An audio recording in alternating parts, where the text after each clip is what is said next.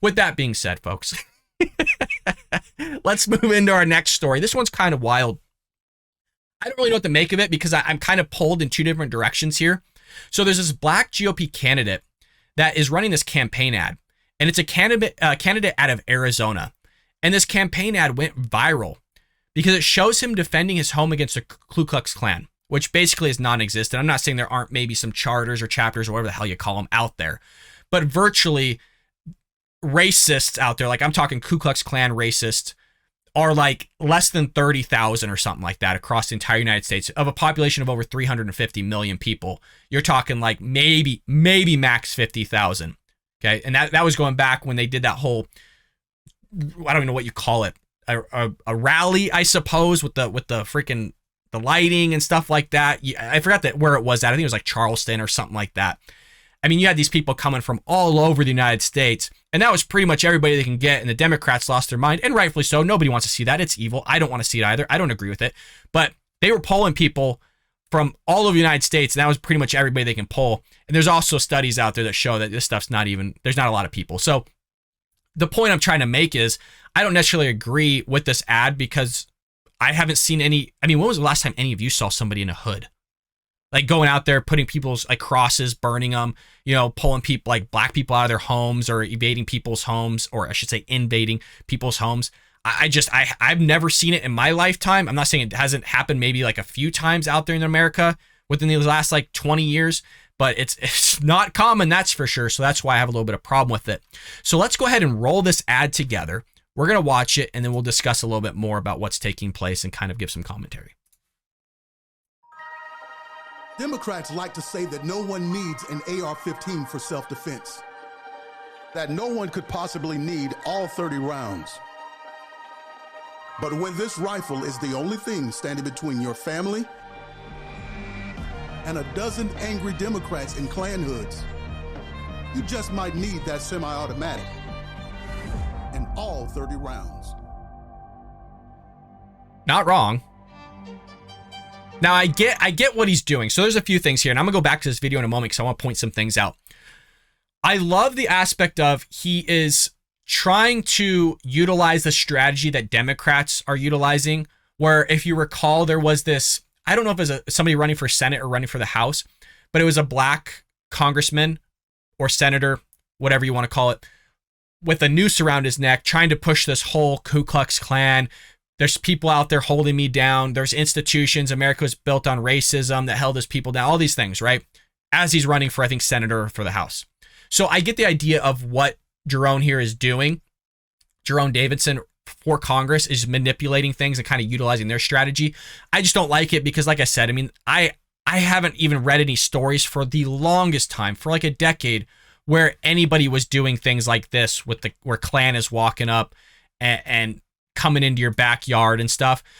The point I do agree with is that you do need the rounds in your magazine because your adrenaline's going. You don't know if it's dark. There's multiple people, but the Democrats want to go back to muskets.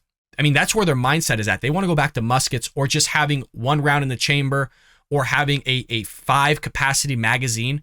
I mean, if you were to look at how many people are here, 1, 2, 3, 4, 5, you would have to hit every shot, which probably is not going to happen. And that's assuming that all those shots were deadly, which is not easy to do as well for anybody that shot a firearm. They could be spread out. They could flock out. They could surround you.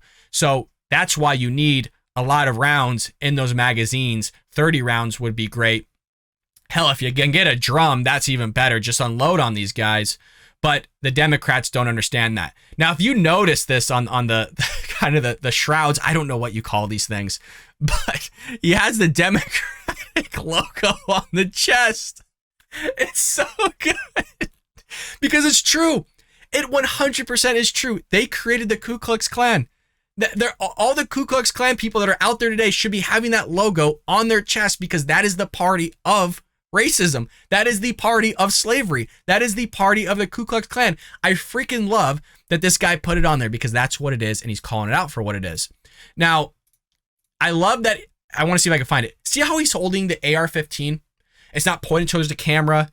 Okay, he's not holding it like this with Gavin Newsom, if you saw that video, holding it awkwardly. He doesn't have his finger on the trigger. Okay, nothing like that. The man looks like a gem. I hope that he does win. And he's pushing, again, an idea that Democrats don't like. They don't want to see a black man carrying a gun. And you got to connect this to what Joy Behar said the other week where, well, let's see what happens when black people get guns. Yes. I would love for black people to have guns. I would love for black people to have more guns so they could protect themselves and their families. If they're living in an inner city, even if they're not living in an inner city, I want them to be able to protect themselves. So I want to go over a little bit of kind of the nuances of this because it's kind of crazy. So the ad highlights the controversial history of the Ku Klux Klan, a white supremacist terrorist organization that used violence and intimidation against white and black Republican leaders to defranchise or disenfranchise black Americans. That is an important note because a lot of times we just focus on black people being targeted by the Ku Klux Klan.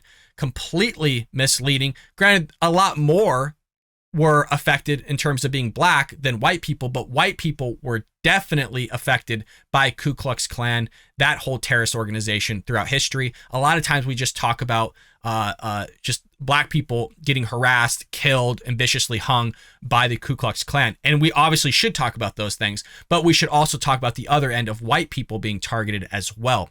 But Democrats don't want to talk about those things. The Klan sought to reestablish white supremacy in southern states and supported the Democratic Party against Reconstruction-era Republicans in the 1870s. And what I love here from this article that's being written by Chris Pandolfo is that he labels them correctly. Like he doesn't just go, oh, the South versus the North. He says the Democratic Party against Reconstruction-era Republicans because it's the Republicans that wanted to free the slaves. It's Republicans that wanted to utilize and be able to make true the creed of all men are created equal. That was one of our founding documents and actually established that within our society. But Democrats, the way they teach these things and why they don't want to talk about it is because they are the party of all these things. And Dinesh D'Souza has done a fabulous job of making the connection to a metaphorical plantation in which the Democrat Party is trying to keep black people under. And now you got a lot of black people waking up and saying, whoa, what the hell is going on? Look, you've been making these promises, hell, since the freaking New Deal back with FDR, nothing's changed. We're still being held down, but they're going to blame it on racism, let alone the racism was coming from their own party, the Democrat Party, way back when. But somehow, you know, it's all conservatives and Republicans' fault. It's the religious right, according to some freaking interviews that we've looked at here on the show. Mind-blowing. The KKK reemerged in the 1920s as a racist and nativist hate group that burned crosses and denounced immigrants, Catholic Jews, African Americans, and organized labor. Oh, well, hold on. History only told us in school, like high school and stuff, that it was just going after black people. You're telling me they went after immigrants, Catholic, Jews, African Americans, and organized labor? You're telling me they went out after other people? This should really include white people as well, because again, they went after them too. It campaigned for pro-segregation Democrats in the South and opposed the civil rights movement through the 1960s.